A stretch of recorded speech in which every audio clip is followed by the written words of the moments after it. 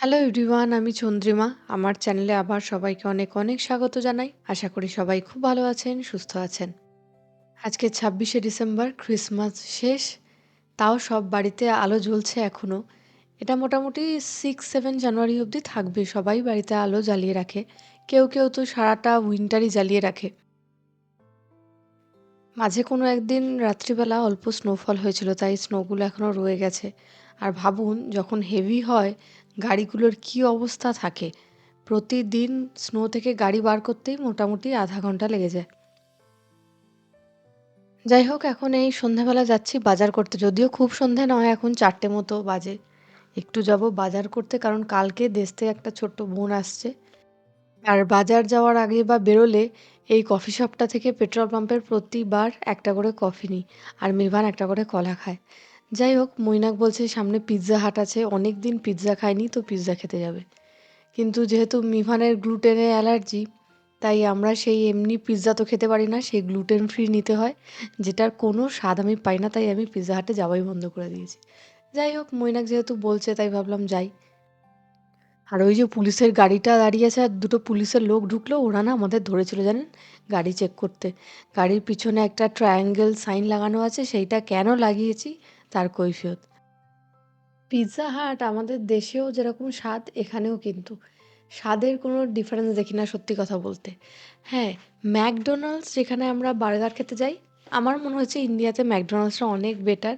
এখানে চিকেন একটা বিশ্রী টাইপের গন্ধ পাই, মানে পুরো যে ফ্রোজেন চিকেন খেলেই বোঝা যায়।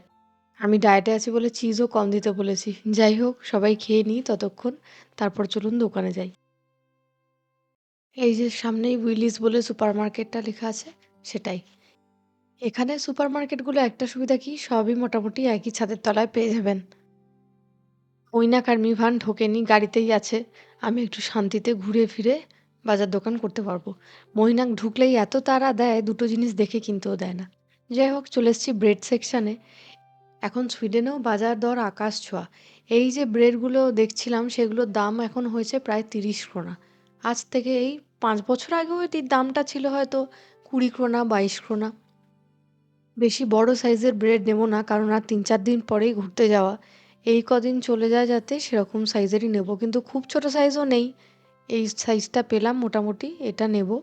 আপাতত এই কটা দিন চালানোর মতোই সব বাজার করছি। আমি বাজার করতে ভীষণ ভালোবাসি। এই যে এত সবজি দেখে মনে হচ্ছে সবই নিয়ে যাই। যাই হোক, আমার বাবাও এরকম জানেন তো।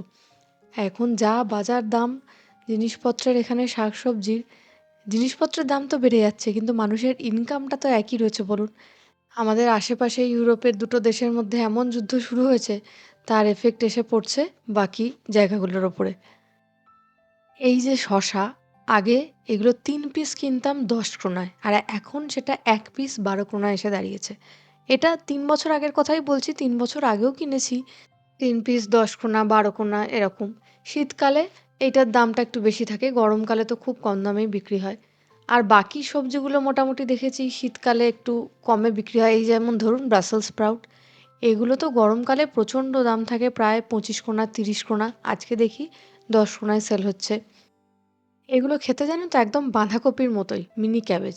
আর এই যে কাগজের পেপারটা দেখলেন, এখানে ওই প্লাস্টিক ব্যবহার কম হয় বলে কাগজের পেপারে সব সবজিগুলো ঢুকিয়ে ঢুকিয়ে আপনি নিতে পারেন। ওজন করার মেশিনও আছে পাশে, ওই কাগজে ঢুকিয়ে ওজন করে নিতে পারেন। আমাদের দেশেও যেমন উইন্টারে ছোট্ট ছোট্ট অরেঞ্জ পাওয়া যায় না, এই সময়টায় এখানেও খুব ছোট ছোট অরেঞ্জ পাওয়া যায়, আর কি মিষ্টি সেগুলো। আমি যখন প্রথম প্রথম সুইডেনে আসি মনে পড়ে, ৭ বছর তো হয়ে গেল, আলু কিনতাম ৫ ক্রোনা পার কেজিতে। আর এখন সেটা ১৭ ক্রোনা, ১৮ ক্রোনায় গিয়ে দাঁড়িয়েছে। মানে ভাবুন ঠিক কতটা মূল্যবৃদ্ধি হয়েছে। পেঁয়াজও কিনতাম এরকম ৭ ক্রোনা, ৮ ক্রোনা পার কেজিতে। সেটা এখন তো ১৯ ক্রোনা, ২০ ক্রোনা। মাঝে তো প্রচণ্ডই পেঁয়াজের দাম বেড়ে গেছিল। এখানে দেখি তিরামিসু বিক্রি হচ্ছে রেডিমেড। আমি আজ অবধি কোনোদিন টেস্ট করিনি জানেন। এত লোকজন পছন্দ করে। কিনবো ভেবেও কিনলাম না। ভাবলাম যদি যাওয়ার আগে শেষ না করতে পারি, তখন মৈনাক আবার ঝামেলা করবে। আর এইখানে দেখুন, পিৎজা বানানোর জন্য ডোটা যেটা আর সসটা এরকম প্যাকেটে বিক্রি হয় রেডিমেড। খুব সুবিধা হয় পিৎজা বানাতে। শুধু তাই নয়, এই পিৎজা ডো দিয়ে আপনি চাইলে কিন্তু নানপুরি বানাতে পারেন। এগুলো খেতে একদম আমাদের দেশে যে নানপুরি বিয়েবাড়িতে সেরকম লাগে। এই যে ডিম কিনলাম, আগে আমরা 20 পিস কিনতাম বড় বক্সটা, সেটার দাম ওই 30 krona পড়তো কি 32 krona। এখন সেটা 60 krona-তে গিয়ে দাঁড়িয়েছে। তাই পুরো ইউরোপই এরকম বাজার, দোকান সবকিছু জিনিসপত্রেরই এত দাম হয়ে গেছে, এই ক্রাইসিসের মধ্যে দিয়ে যাচ্ছে। এই দুটো দেশ যুদ্ধ করেই চলেছে বছরের পর বছর, আর তার এফেক্ট সবাই ভোগ করছে। এই যে যেটা ছোট্ট বক্সের মধ্যে নিলাম না একটা পাতা কুচি মতো, ওটা ধনেপাতা কুচি। এখানে ফ্রোজেন পাওয়া যায়। অনেক সময় এখানে ফ্রেশ ধনেপাতা পাওয়া যায় না, কারণ ঠান্ডার দেশ, ধনেপাতা বাঁচিয়ে রাখা খুব মুশকিল। তাই জন্য ওরকম ফ্রোজেনও বিক্রি হয়, কুচি করে রাখা। যাই হোক, আমার মোটামুটি বাজার দোকান কমপ্লিট হয়ে গেছে। আমার হাতে এত জিনিস ছিল আর ভিডিও কন্টিনিউ করতে পারিনি। বাড়ি গিয়ে দেখাচ্ছি যে কি কি কিনলাম। এবার আসি আমাদের সাধারণ মধ্যবিত্ত ফ্যামিলিতে প্রতি সপ্তাহে বাজারে কিরকম খরচ হয়। অনেক সময় আমরা ২ সপ্তাহের বাজার একসাথে করি, কখনো আমরা সপ্তাহের বাজার সপ্তাহে করি। আমাদের দেশে যেমন বাবাকে প্রতি ২ দিন অন্তরই বাজার যেতে দেখতাম। এখানে তো সেসব সম্ভব নয়। কারণ সারাদিনের ব্যস্ততা সেরে প্রতি ২ দিন অন্তর বাজারে যাওয়া সম্ভব না। তাই সপ্তাহে ১ দিন কি কখনো, কখনো আমরা ২ সপ্তাহে একবারও বাজারে যাই। তো এই যে এত বাজার দেখছেন, এটা মোটামুটি ১ সপ্তাহের বাজার। এইটা আমাদের কস্ট পড়ে ৭০০ থেকে ৮০০ krona। যেটা ধরুন আজ থেকে ৪ বছর আগেও ৪০০ থেকে ৪৫০ র মধ্যে আমাদের হয়ে যেত ১ সপ্তাহের বাজার। এই মূল্য বৃদ্ধির কারণে মানুষের কেনা কম হয়ে গেছে। আর সুইডেনে যে কত রেস্টুরেন্ট বন্ধ হয়ে যেতে দেখলাম, কত দোকান উঠে গেল। H&M এর মতো একটা বড় ব্র্যান্ড আমাদের বাড়ির সামনে যেটা, সেটা উঠে গেল, বন্ধ হয়ে গেল জানেন? কারণ রেন্ট পে করতে পারছে না। এতটাই এক্সপেন্সিভ হয়ে গেছে, সেই অনুযায়ী বিক্রি হচ্ছে না। এইটা দেখুন, দাওয়াতের রাইস কিনেছি। এখানে ১ কিলো রাইস ৫৫ krona মতো নেয়। দাওয়াত তো আমাদের মেড ইন ইন্ডিয়াই ব্র্যান্ড। জানি না আমাদের দেশে ১ কিলো দাওয়াতের দাম কত? মাঝে, মাঝে না ভাবি আর অবাক হয়ে যাই। একসময় আমাদের কলকাতার প্রত্যেকটা জিনিসের দাম, প্রত্যেকটা কোণায়, কোণায় কি পাওয়া যায় সবকিছু জানা ছিল। যে শহরে বেড়ে উঠেছি ছোটোর থেকেই, সেই শহরটাকেই কেমন যেন এখন অচেনা মনে হয়। এই যে এত বছর পর, পর যাই, প্রতিবার গিয়েই নতুন কিছু দেখি আর অবাক হই। ভাবি যে এই আমি এখানে ছিলাম না, এই জায়গাটা কত পরিবর্তন হয়ে গেল, বা কত কিছু নতুন জিনিস কলকাতায় দেখতে পাই, নতুন অ্যাপ। এই যে একটা অ্যাপের মাধ্যমে অর্ডার করলেই ০.৫ ঘন্টার মধ্যে বা ১৫-২০ মিনিটের মধ্যে বাড়িতে সবকিছু চলে আসে, এইটা তো আগের বছর গিয়ে জানলাম। সুইডেনে এইরকম একটা অ্যাপ তৈরি হওয়া উচিত জানেন? যে এখানে অর্ডার করলে ০.৫ ঘন্টার মধ্যে চলে আসে। এখানে তো সবকিছুই বিশাল ওয়েটিং টাইম। আজ হচ্ছে পরের দিন সকাল। যে বোনটা আসবে বললাম, সে আজকে আসবে। ওর বাড়ি কিন্তু আমার বাপের বাড়ির একদম কাছেই, ব্যারাকপুর। আমার বাড়ি খড়দা, ওর বাড়ি ব্যারাকপুর। পৃথিবীটা কেমন গোল দেখুন। ২০২৪ সালে আমরা যখন ইন্ডিয়া যাই, ক্রিসমাসের আগে, আগেই বোধহয় মৈনাকের সাথে দাদা বৌদিতে বিরিয়ানি খেতে গেছিলাম। মৈনাক, আমি আর মিভান। সেদিনকে আমাদের বাড়িতে সবার নিরামিষ খাওয়া ছিল বলে ওরা যায়নি দাদা বৌদিতে। তো আমরা দাদা বৌদি থেকে খেয়ে বেরোচ্ছি। তো দুজন আমাদের সাথে এসে কথা বলেন। আমরাও দেখে খুব খুশি হই যখন আমাদের পরিবারের চ্যানেলের কেউ এসে আমাদের সাথে কথা বলেন। বেশ কিছুক্ষণ গল্প হলো। তো এবার আমরা তো তাদের মুখ ভুলে গেছি, কারণ অনেকেই আমাদের সাথে কথা বলেন রাস্তায়। সবাইকে তো মনে থাকে না। এবার যে বোনটা এসেছে ওর নাম স্বাগতা। স্বাগতা স্টকহোমে এসেছে। তার মা কনট্যাক্ট করেছে আমাদের সাথে। আমরা যোগাযোগ করেছি। তো যাই হোক, স্বাগতার সাথে যেদিনকে মিট করি স্টকহোমে, সেদিনও আমায় বলছে, "তোমাদের সাথে তো আমাদের দাদা বৌদির বাইরে দেখা হয়েছিল।" তখন আমার মাথায় এলো, দেখুন পৃথিবীটা কেমন গোল। যাই হোক, একটা ডিমের রেসিপি এখন বানাচ্ছি। অদ্ভুত ভালো খেতে হয়, কখনো ট্রাই করে দেখবেন। ডিমটাকে লঙ্কা গুঁড়ো আর নুন দিয়ে ভেজে তুলে নিয়েছি।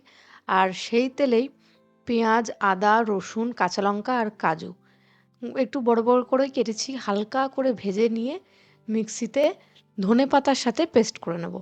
এবার পেস্টটা সাদা তেলের মধ্যে দিয়ে দিলাম। তার মধ্যে জিরে গুঁড়ো, ধনে গুঁড়ো আর লাস্টে গরম মসলা গুঁড়ো দেব, বা আপনারা আগেও দিয়ে দিতে পারেন। এবার তেল ছেড়ে এলে মশলাটা থেকে কষাতে, কষাতে তার মধ্যে অল্প একটু টক দই আর ফ্রেশ ক্রিম দিয়ে আবার কিছুক্ষণ তেল ছাড়া অবধি ফোটাতে হবে। লাস্ট বেশ কিছুদিন ধরে এত ভালো রোদ উঠছে কি বলবো। মনেই হচ্ছে না উইন্টার। হ্যাঁ, বাইরে বেরোলে হাড় কাঁপানি ঠান্ডা বটে, কিন্তু ঘরের মধ্যে থাকলে সেই কলকাতায় যে শীতের দুপুরের আমেজ পুরো সেরকম মনে হয়। আর আরও মন খারাপ করে জানেন তখন। মৈনাক তো কিছুদিন আগে এত মন খারাপ করছিল। যাই হোক, এবার হালকা তেল ছেড়ে এলে তার মধ্যে ডিমগুলো দিয়ে ফুটতে দিয়ে দেবো। নুন দিয়েছি কিন্তু সেটা রেকর্ড করতে ভুলে গেছি। আর মিষ্টি চাইলে দিতেও পারেন, নাও দিতে পারেন, আমি দিইনি। আর এদিকে স্বাগতা এসে গেছে, ওরা গল্প করছে, ততক্ষণে আমি একটু কফি বানাচ্ছি।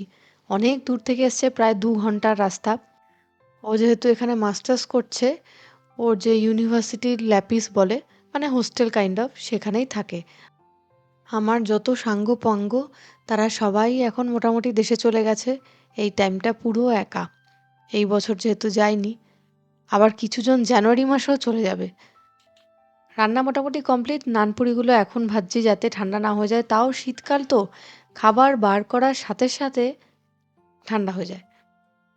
নানপুরিগুলো সব ওভেনের ভেতরে ঢুকিয়ে রাখছি যাতে গরম থাকে, প্রিহিট করা ওভেন। আর বহু বহু মাস পর আজকে একটু ভেজিটেবল চপ বানাচ্ছি। আমি নাকতলায় একটা দোকান আছে যেখানে ২ টাকায় প্রথম ভেজিটেবল চপ বিক্রি হতো, এখন বোধহয় সেটা ৫ টাকা হয়েছে, আমি জানি না। ৭-৮টা করে খেয়ে নিতাম, এতই অপূর্ব স্বাদ। আর সন্ধে ৭টার পরে গেলে সেই চপ একটাও পাওয়া যেত না। সেখান থেকে এবার প্রতি বছরই যে গেছি, অন্য কিছু খেয়েছি, সেই চপটা আর খাওয়ার কথা মাথাতেও আসেনি। যা হয় আর কি, হাজার একটা প্ল্যান, হাজার একটা লিস্ট নিয়ে যাই, কিন্তু আল্টিমেটলি দেখি ফিরে এসে তার হাফও কমপ্লিট করতে পারিনি। এদিকে চানা পনির বানিয়েছি, আর লাস্টে একটু ঘি, কাসুরি মেথি, লঙ্কা গুঁড়ো দিয়ে একটা তড়কা মতো লাগালাম। প্রথমে যে চানা পনিরটা রান্না করি তখন অল্প তেল দিই। মেন তেল বা ঘি যেটা বলেন, সেটা লাস্টে আমি তড়কার সময় দিই যাতে কালারটা ভালো আসে। এদিকে রান্না সব হয়ে গেছে। মেনুতে কি কি আছে দেখিয়ে দিই। ভেজিটেবল চপ, কাসুন্দির সাথে স্যালাড, তারপরে নানপুরি, চানা পনির, বিরিয়ানি, ডিমের আফগানি কোরমা, তারপরে হচ্ছে পায়েস। গুড় দিয়ে পায়েস বানিয়েছি, একদম নলেন গুড়ের মতো ভালো গুড় পেয়েছিলাম, তাই নলেন গুড় দিয়ে পায়েস বানিয়েছি। চলুন ততক্ষণ ওদের সবাইকে খেতে দিয়ে দিই। দেশ থেকে মানুষজনের সাথে এখানে দেখা হলে আমার যে কি ভালো লাগে কি বলবো। মনে হয় যেন দেশের গন্ধ পাই। ও এসছে যদিও ৩-৪ মাস হয়ে গেল। এর আগে ওর সাথে একটা আউটিংয়ে গেছিলামও, দেখেছেন ব্লগে। তো আমাদের বাড়িতে ওকে ডাকা হয়নি। ও বিরিয়ানি খুব পছন্দ করে, আর দাদা বৌদির পাড়ায় থাকে। তো সেখানে বিরিয়ানি তো পছন্দ করবেই। তো ভাবলাম ওকে একটুখানি, বাড়ি থেকে এত দূরে আছে, বিরিয়ানি রান্না করে খাওয়াই। সারাদিন গল্প আড্ডার পর চলে গেল স্বাগতা। মৈনাক স্টেশনে ছেড়ে দিয়েছে, এবার বসেছি প্যাকিং করতে। আমাদের আর ঠিক ২ দিনের মাথাতেই যাওয়া। আর কিচ্ছু প্যাকিং হয়নি, কি নেব সেটাও ডিসাইড করিনি। তাই জন্য ভাবলাম না, আজকে প্যাকিং না করলে লাস্ট মোমেন্টে প্রচণ্ড দৌড়াদৌড়ি হয়ে যাবে। আমরা যাচ্ছি এই ৫ দিনের জন্য ঘুরতে। মাঝখানে তো ভেবেছিলাম আমাদের বোধহয় এই উইন্টারে কোথাওই ঘুরতে যাওয়া হবে না। মিভানের স্কুলে এমন একটা প্রবলেম হয়ে গেছিল, আমাদের সব টিকিট কাটা ছিল এক জায়গায় যাওয়ার। স্কুলে বলে যে একটা এক্সাম আছে, আমাদের ১৫ তারিখ যাওয়ার কথা ছিল ডিসেম্বরে। তো এখন ছুটি দেওয়া যাবে না। তাই জন্য সব টিকিট কাটা, হোটেল বুক আবার ক্যান্সেল করলাম সেই ট্রিপটা। সেই ট্রিপটা ক্যান্সেল করে আবার নতুন করে একটা টিকিট কাটা হয়েছে। এবারে একদম ক্রিসমাসের ভ্যাকেশনটা চলছে সেই সময়ই যাচ্ছি। মৈনাক এই ৫ দিনের ট্রিপের জন্য মাত্র একটা জামা প্যান্টের পেয়ার নিয়েছে জানেন? মানে যেটা পরে যাচ্ছে সেটা, আর একটা এক্সট্রা শার্ট আর প্যান্ট। আমি তাই বলি যে আমার দুটো বেলার জন্য আলাদা আলাদা ক্যালকুলেট করে প্রতিবার নিই। এইবার একটু কম নিচ্ছি যেহেতু ঠান্ডা, এমনি জ্যাকেট পরেই কেটে যাবে। আর এইটা আমার মেকআপের ব্যাগ। এর মধ্যে প্রতিবার এই ফ্ল্যাগটা নিয়ে যাই। যে নতুন দেশেই যাই না কেন, এই ফ্ল্যাগটা আমার সঙ্গে থাকে। এই যে বাংলা জুগাড় আমাদের, আলু পেঁয়াজ সব জায়গায় পৌঁছে যায় ফর ওয়ান ডে, যদি এমার্জেন্সিতে কোথাও কিছু না পাওয়া যায় তাই। আমার যা মোটামুটি প্যাকিং করা কমপ্লিট। এবার মৈনাক ফাইনালি বক্সটা বন্ধ করে ওয়েট নেবে। এখানে এইসব ফ্লাইটের জন্য কিন্তু আমাদের এই বড় লাগেজটা কিনতে হয়। আমরা যেমন দেশে ম্যান্ডেটরি লাগেজ একটা করে পাই, এখানে কিন্তু সেরকম ব্যাপার নয়। ২৩ কেজি অ্যালাউড, একদম 22.5 দেখাচ্ছে।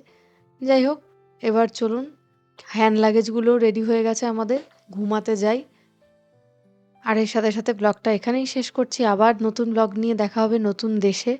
সবাই খুব ভালো থাকবেন, সুস্থ থাকবেন আর অনেক আনন্দে থাকবেন। Bye, by.